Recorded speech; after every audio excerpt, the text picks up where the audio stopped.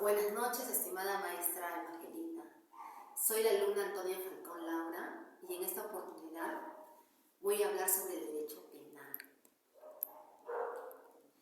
Para hablar sobre el derecho penal, tenemos que comprender qué es la última ratio. ¿Qué quiere decir esto? Que es la última razón. Es la última posibilidad, ¿no?, del control social. Siendo el control penal el control más extremo, el control más gravoso, porque con él una persona puede perder su libertad, ¿no? Y puede ser sancionada. Para entender el derecho penal, tenemos que conocer los principios del derecho penal, ya que nos va a servir como base, ¿no?, para interpretar todo el ordenamiento jurídico del cual queremos regular, ya que los principios del derecho penal es la base, es la estructura donde se va a construir la casa, es el cimiento para el derecho penal.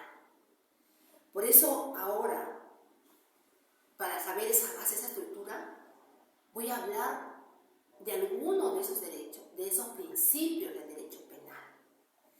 Voy a hablar del derecho de la legalidad. En el Código Penal está en el título preliminar los principios legales, generales, ¿no? Por eso en el artículo 2, ¿qué dice el principio de legalidad? Nadie será sancionado por un acto no previsto como delito o falta por la ley, vigente al momento de su comisión, ni sometido a pena o medida de seguridad que se encuentre establecida en ella. ¿Qué quiere decir esto? Que el principio de legalidad. ¿Qué nos quiere decir este principio? Dice que no hay delito sin ley. ¿Se puede crear un delito a través de un decreto supremo? ¿Se podrá crear otro delito a través de una norma con rango de ley?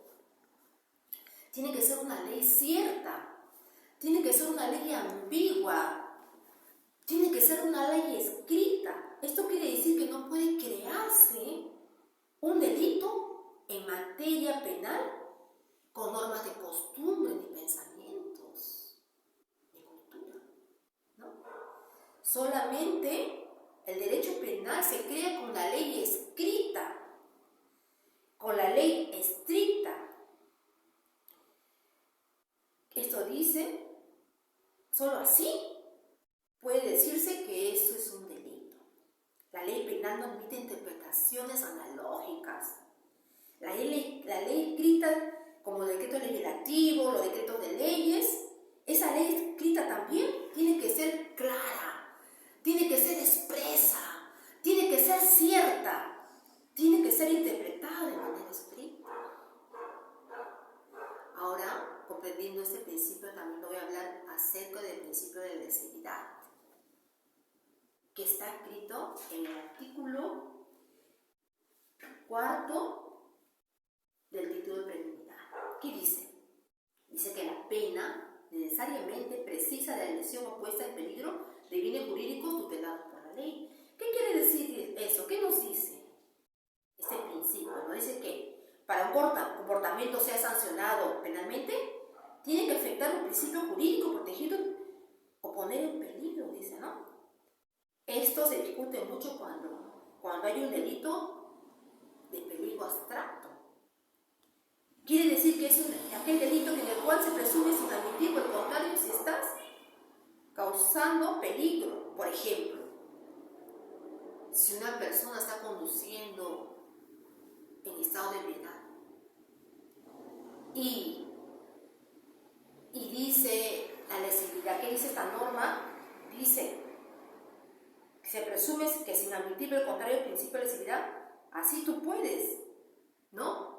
Aunque tú digas que cuando estás ebrio, cuando tienes alcohol en la sangre, puedes conducir mejor, aún así se aplica este principio.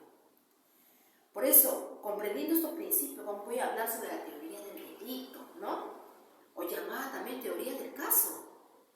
Es el trinomio, ¿no?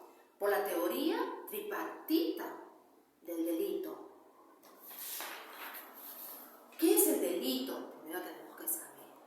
El delito se dice que es la conducta humana voluntaria, típica, antijurídica y culpable.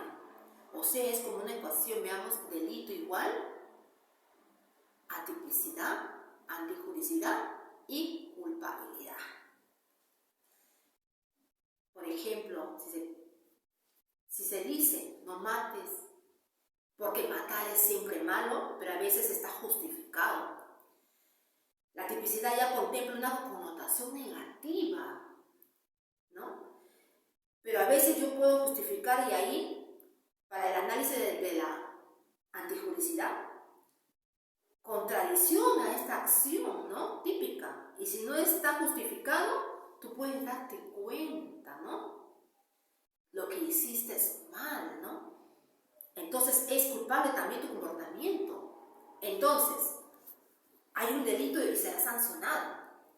Por esta razón, no puede haber delito si no existe una conducta típica, no es antijurídico y por lo tanto no hay culpabilidad. Si no hay ninguno de estos tres casos, estos tres elementos, no hay delito. Muchas gracias por esta oportunidad.